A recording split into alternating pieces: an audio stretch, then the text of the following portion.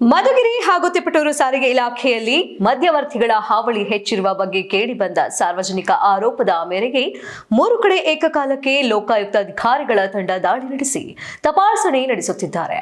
ತುಮಕೂರು ಲೋಕಾಯುಕ್ತ ಪೊಲೀಸರ ತಂಡ ಆರ್ಟಿಒ ಕಚೇರಿ ಮೇಲೆ ದಾಳಿ ನಡೆಸಿ ಕಚೇರಿಯಲ್ಲಿದ್ದವರಿಂದ ಮಾಹಿತಿ ಸಂಗ್ರಹಿಸುವುದರೊಂದಿಗೆ ಅಧಿಕಾರಿಗಳ ಮೇಲೆ ಸಾರ್ವಜನಿಕರು ದೂರು ಹೇಳಿದರೆ ಎಫ್ಐಆರ್ ದಾಖಲಿಸಲು ಮುಂದಾಗಿದೆ ಎಂಬ ಮಾಹಿತಿ ದೊರೆತಿದೆ. ಕಚೇರಿ ಒಳಗೆ ಜನಸಾಮಾನ್ಯರೊಂದಿಗೆ ಮಧ್ಯವರ್ತಿಗಳ ತಪಾಸಣೆ ಮಾಡುತ್ತಿರುವ ಲೋಕಾಯುಕ್ತ ಅಧಿಕಾರಿಗಳು ಜನಸಾಮಾನ್ಯರ ಕೆಲಸಗಳನ್ನು ತಡ ಮಾಡಲು ಕಾರಣ ಏನು ಎನ್ನುವುದರ ಬಗ್ಗೆ ವಿಚಾರಣೆ ನಡೆಸುತ್ತಿದ್ದಾರೆ.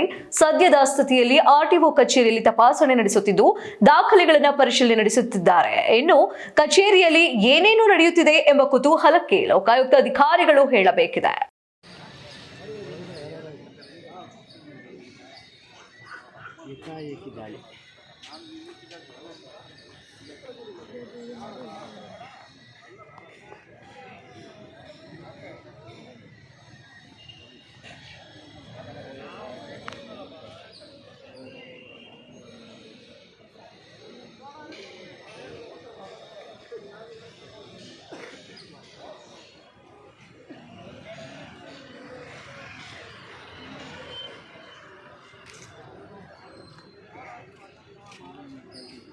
ಸ್ವಾಮಿ ಒಳಗೆ ಇದ್ದಂಗೆ